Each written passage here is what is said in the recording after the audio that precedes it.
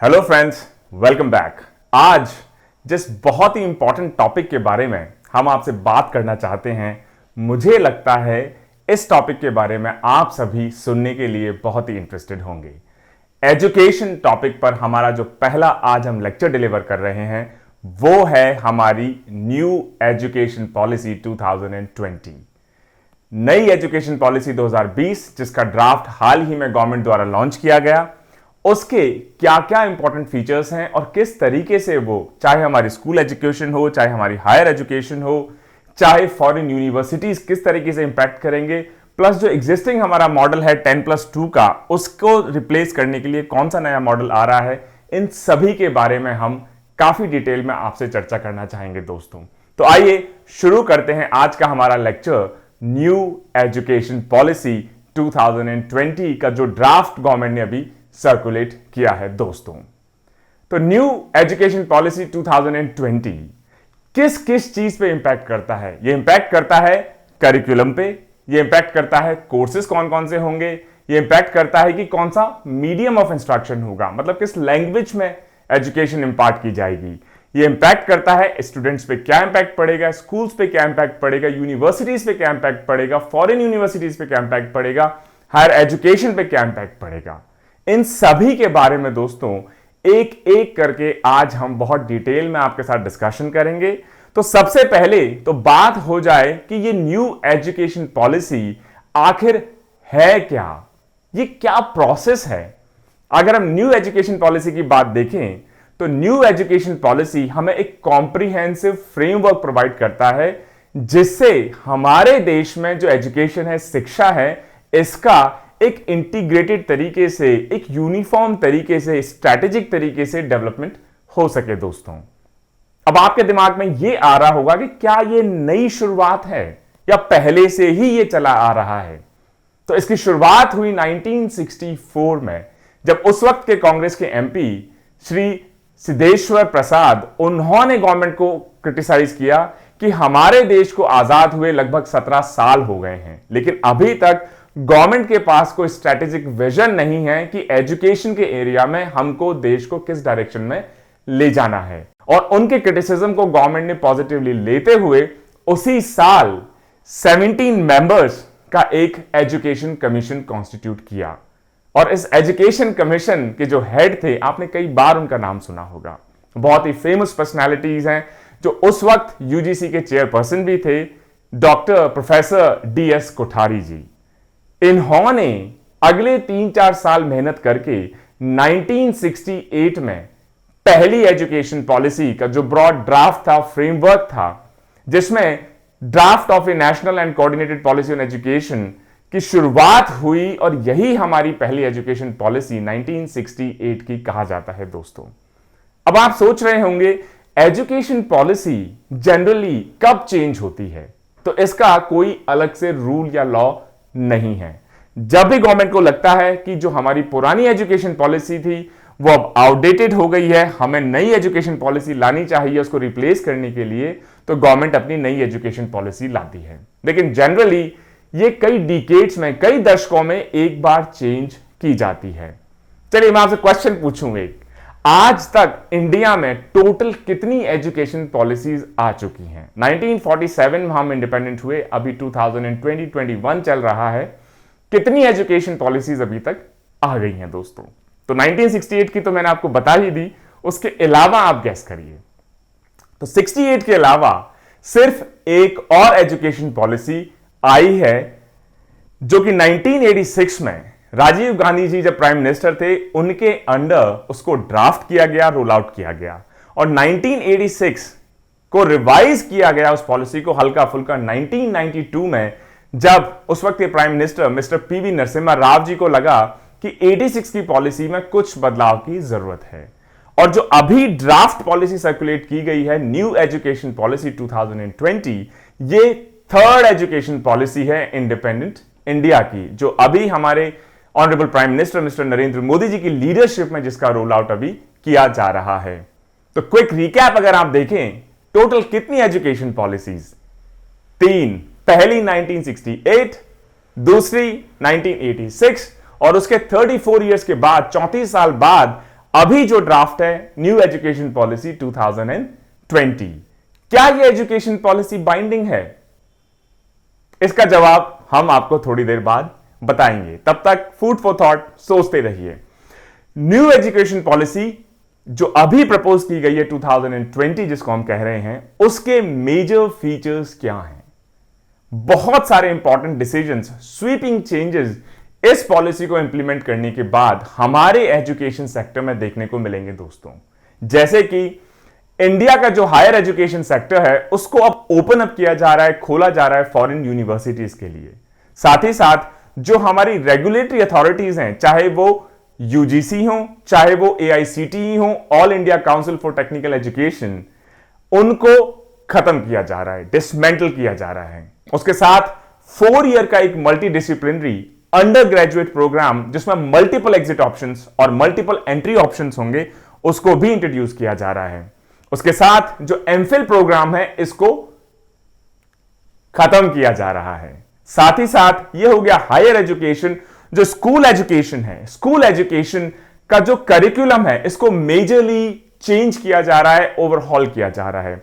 कोशिश की जा रही है कि जो हमारे बोर्ड के एग्जाम्स हों, चाहे 10th के हों, 12th के हों, इनको आसान बनाया जा सके, इजी बनाया जा सके, और जो टोटल सिलेबस है इसको कम किया जा सके ताकि बच्चों पे बोझ कम हो।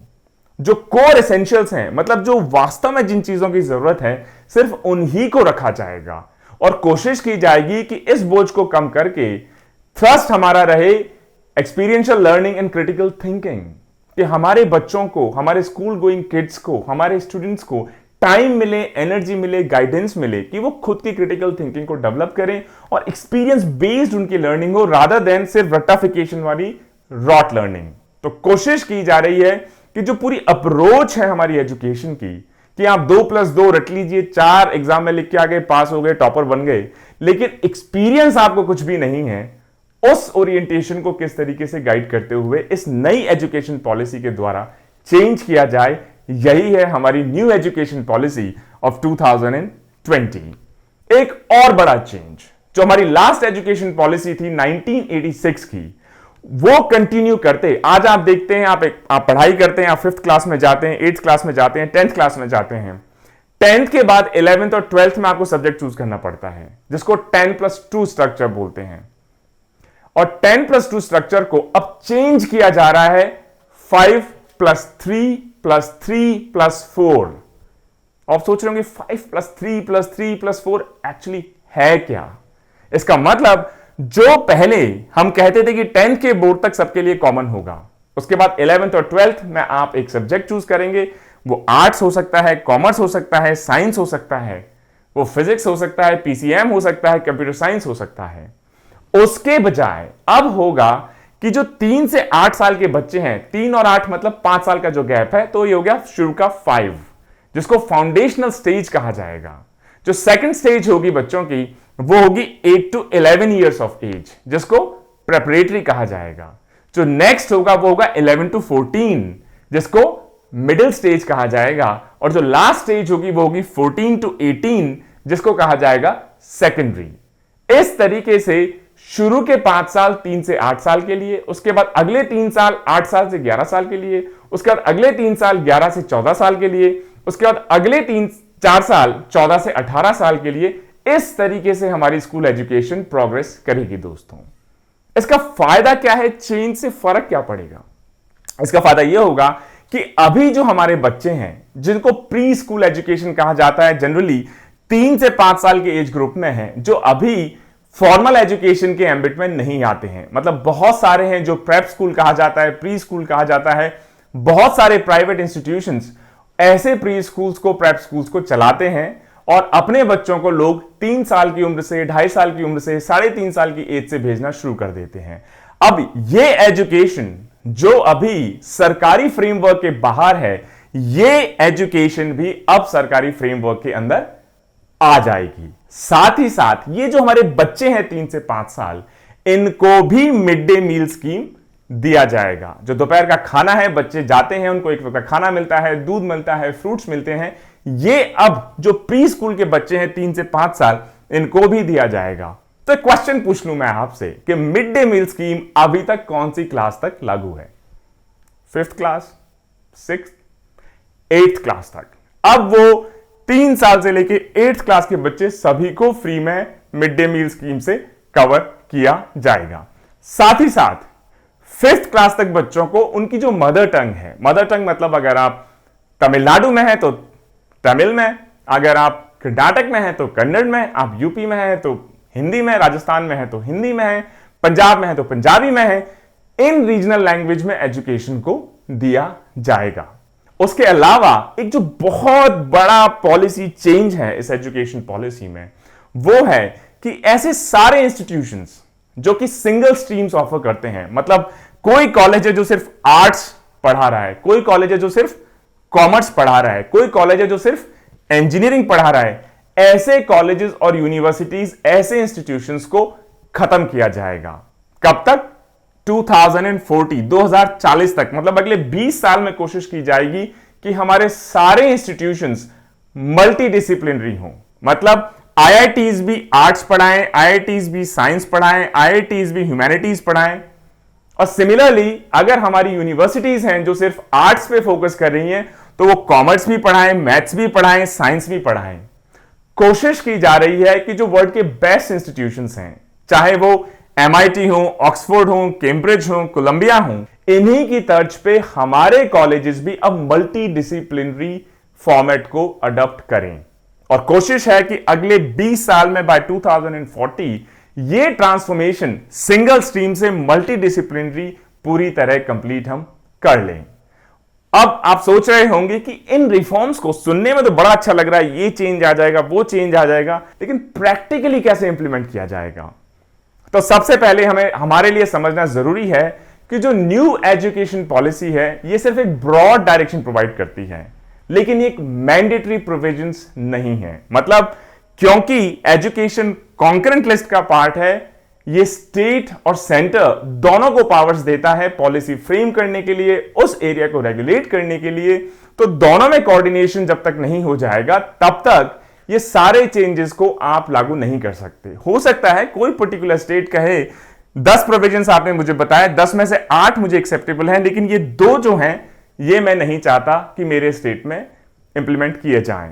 एक इसका बहुत इंपॉर्टेंट उदाहरण है कि 1968 की जो हमारी पहली एजुकेशन पॉलिसी थी और जिसमें 3 लैंग्वेज फॉर्मूला दिया गया था, 1968 में तमिलनाडु ने कहा कि ये 3 लैंग्वेज फॉर्मूला हमको एक्सेप्टेबल नहीं है।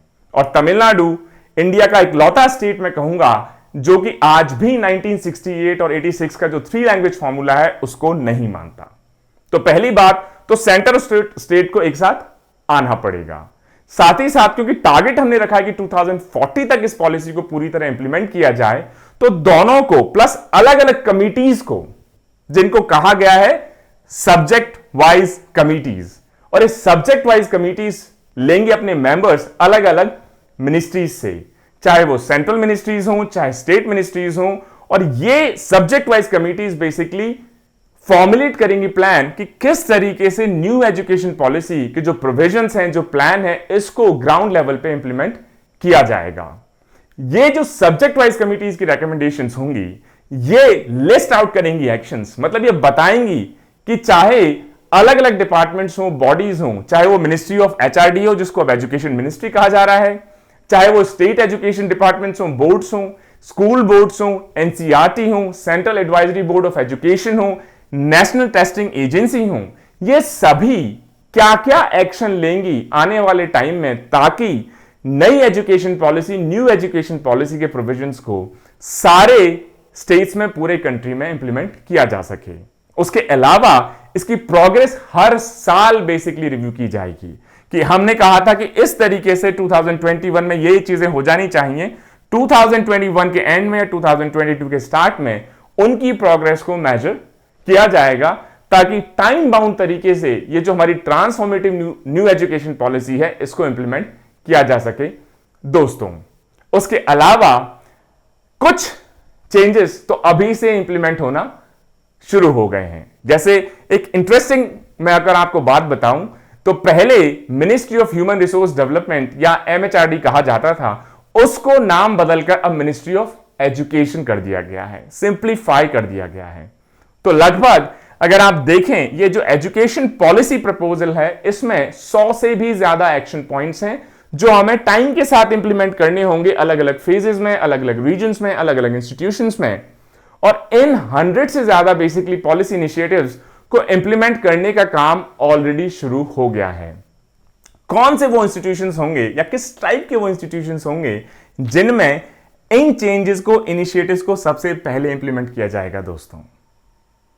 तो सबसे पहले जो हमारे इंस्टीट्यूशंस ऑफ एमिनेंस हैं और जो सेंट्रल यूनिवर्सिटीज हैं, सबसे पहले वो लीड लेंगी इन बेसिकली चेंजेस को इंप्लीमेंट करने में। मतलब सेंट्रल गवर्नमेंट के जो इंस्टीट्यूशंस हैं या जो हमारे बेस्ट परफॉर्मिंग इंस्टीट्यूशंस हैं, चाहे हमारे आईआईटीज हो, आईआईएम्स हो, जेएनयू हो, एटसेट्रा एटसेट्रा, जो हमारे 20 इंस्टीट्यूशंस ऑफ एमिनेंस हैं प्लस सेंट्रल यूनिवर्सिटीज, सबसे पहले इन पॉइंट्स को इस साल से ही इंप्लीमेंट करना शुरू करेंगी।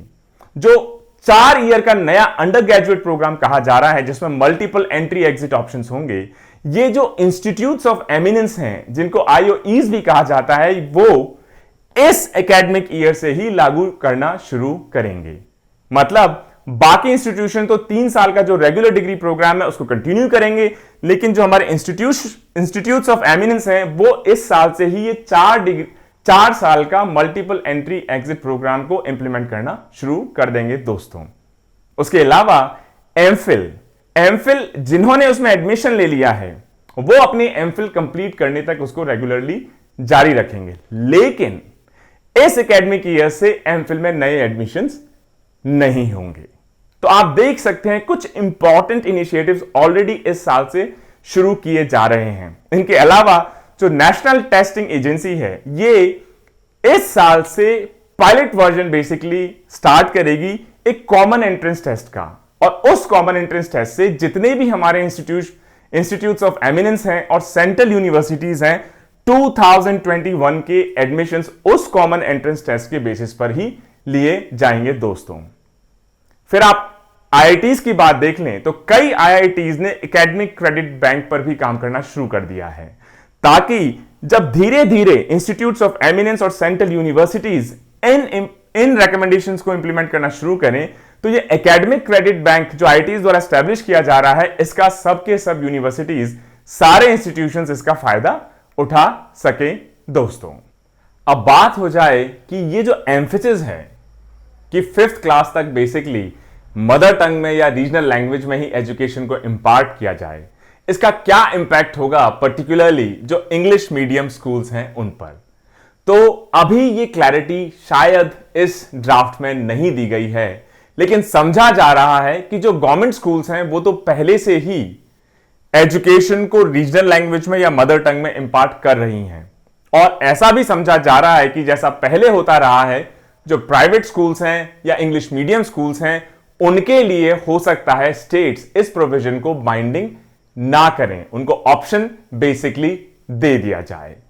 फिर हम बेसिकली बात कर लें कि इनके बारे में क्या कहा गया है इस नई एजुकेशन पॉलिसी में, कि ऐसे पेरेंट्स जिनके ट्रांसफरेबल जॉब्स हों या बच्चे जो मल्टीलिंगुअल पेरेंट्स हों, मतलब कि हो सकता है कि जिस जगह हो वहां कोई और लैंग्वेज बोली जा रही हो, लेकिन जो एजुकेशन दी जा रही हो वो किसी और लैंग्वेज में हो।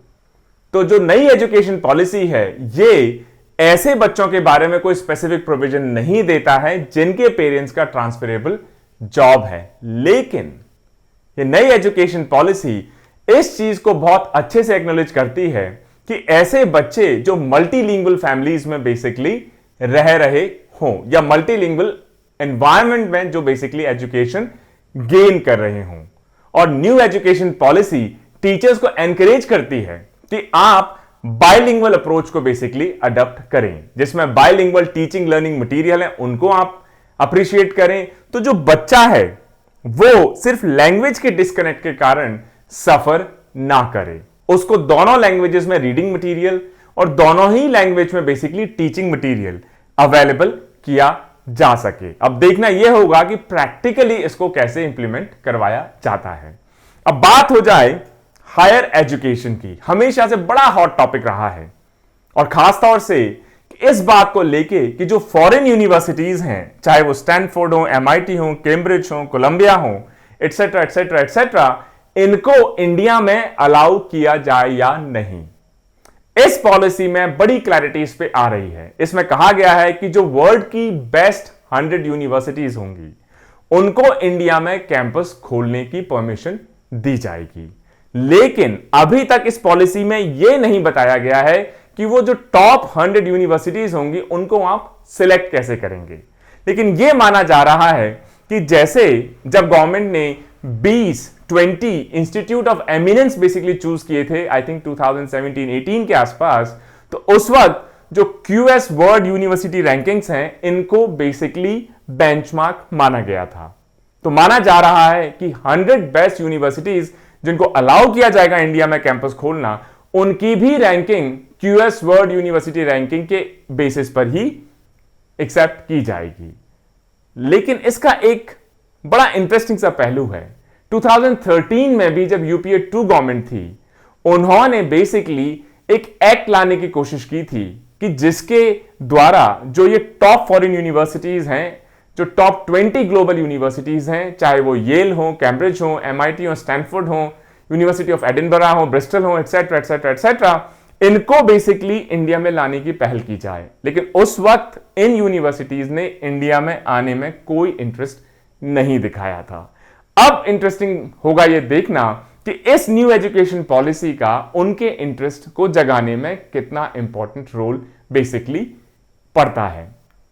तो आप सोच रहे होंगे कि 2013 में पॉलिसी लाने की कोशिश की, अब नई एजुकेशन पॉलिसी में हम कोशिश कर रहे हैं, तो आज की तारीख में क्या स्टेटस है फॉरेन यूनिवर्सिटीज का। आज जो लॉ है उसके हिसाब से फॉरेन यूनिवर्सिटीज अपना 100% कैंपस इंडिया में खोल नहीं सकती, लेकिन वो कोलैबोरेट कर सकती हैं इंडियन इंस्टीट्यूशंस के साथ, इंडियन यूनिवर्सिटीज के साथ, और लगभग 650 foreign education providers in partnerships में एंटर करके इंडिया में अपने एजुकेशनल प्रोग्राम्स को अभी भी आज की तारीख में लागू करवा रहे हैं। अब बात हो जाए इसके एक बड़े से इंटरेस्टिंग से प्रपोजल पे कि 4 year multidisciplinary bachelor's programme आखिर है क्या। 2014 की अगर आप बात कर लें तो उस वक्त दिल्ली यूनिवर्सिटी ने ये 4 साल का ग्रेजुएशन प्रोग्राम या अंडर ग्रेजुएट प्रोग्राम स्टार्ट किया था, और इसका बहुत लोगों ने सपोर्ट किया। लेकिन नया कॉन्सेप्ट होने के कारण, शायद लोगों को समझ नहीं आने के कारण, इसका काफी विरोध भी हुआ, ऑपोजिशन भी हुआ, और गवर्नमेंट ने प्रेशर में इस 4 ईयर बैचलर्स प्रोग्राम को डीयू से वापस उस वक्त ले लिया। अब 6 साल बाद देख लीजिए 2020, गवर्नमेंट ने अब समझा कि 2014 का जो इनिशिएटिव था काफी यूजफुल था। उसी की तर्ज पर यह 4 साल का नया 4 ईयर प्रोग्राम बेसिकली इंट्रोड्यूस अब किया जा रहा है, जिसमें स्टूडेंट्स जिसने एंटर किया 1 साल कंप्लीट कर लिया और वो इससे विड्रॉ करना चाहता है तो सर्टिफिकेट लेके वहां से विड्रॉ कर सकते हैं। स्टूडेंट्स जिन्होंने 2 साल कंप्लीट कर लिए, 2 इयर्स कंप्लीट कर लिए, वो एक डिप्लोमा के साथ एग्जिट कर सकते हैं।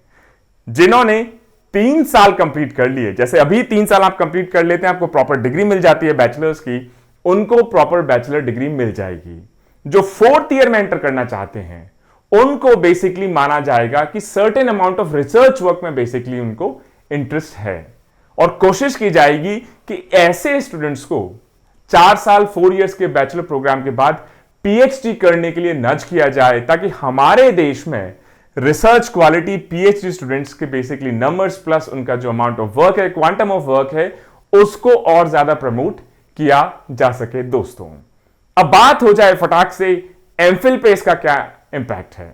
तो एमफिल एक ऐसी बीच की डिग्री इंट्रोड्यूस की गई थी जो कि मास्टर्स और पीएचडी के बीच में कहीं इसको माना जाता था, लेकिन यह भी देखने में आया कि एमफिल अगर आप बाहर की कंट्रीज में देख लें तो बहुत ज्यादा कंट्रीज एमफिल जैसी डिग्री ऑफर नहीं करते। तो एमफिल में जो बच्चे एंटर करते हैं जनरली वो फाइनली अपनी कंप्लीट पीएचडी रिसर्च डिग्री के बाद ही एग्जिट करना पसंद करते हैं। तो जो गवर्नमेंट को लगा कि स्टूडेंट्स को भी इंटरेस्ट नहीं है, साथ ही साथ ये आउट ऑफ ग्लोबल नॉर्म्स है, तो गवर्नमेंट ने इस न्यू एजुकेशन पॉलिसी के थ्रू डिसाइड किया है कि एमफिल के प्रोग्राम को पूरी तरह खत्म कर दिया जाए और जो रेगुलर पीएचडी डिग्रीज हैं उन्हीं को बनाए रखा जाए, जैसा कि प्रैक्टिस है बाहर की यूनिवर्सिटीज में, चाहे आप यूके देख लें, चाहे ऑक्सफोर्ड देख लें, कैम्ब्रिज देख लें, एटसेट्रा एटसेट्रा। तो ये इंपैक्ट रहा बेसिकली एमफिल डिग्री पे।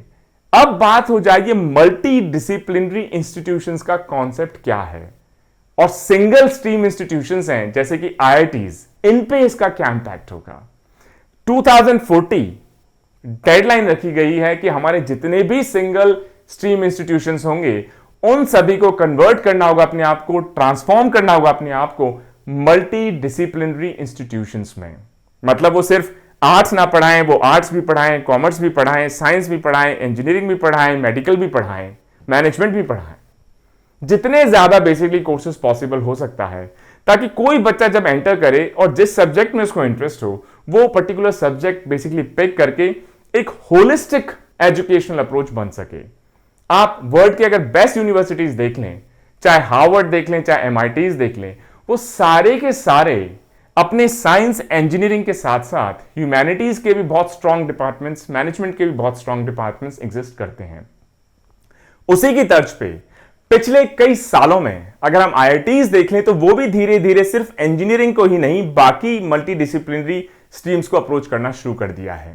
अब बात कर लें आईआईटी दिल्ली की, तो आईआईटी दिल्ली ने अपना ह्यूमैनिटीज डिपार्टमेंट, उसके साथ साथ पब्लिक पॉलिसी डिपार्टमेंट भी बेसिकली शुरू कर दिया है। आईआईटी खड़गपुर ने अपनी वर्ल्ड क्लास इंजीनियरिंग एजुकेशन के साथ साथ school of medical sciences and technology को शुरू कर दिया है। अब बात कर ले आईआईटी बॉम्बे की, आईआईटी बॉम्बे ने अपना बेसिकली मैनेजमेंट स्कूल कई साल पहले शुरू किया जा चुका है। तो मतलब हमारे देश के जो टॉप क्लास इंस्टीट्यूशंस हैं वो वर्ल्ड क्लास इंस्टीट्यूशंस की तर्ज पर पहले से ही मल्टी डिसिप्लिनरी स्ट्रीम की तरफ प्रोग्रेस करना शुरू कर चुके हैं। अब आप सोच रहे होंगे कि इससे फर्क क्या पड़ेगा। मैं एक छोटा सा एग्जांपल आपको दूंगा।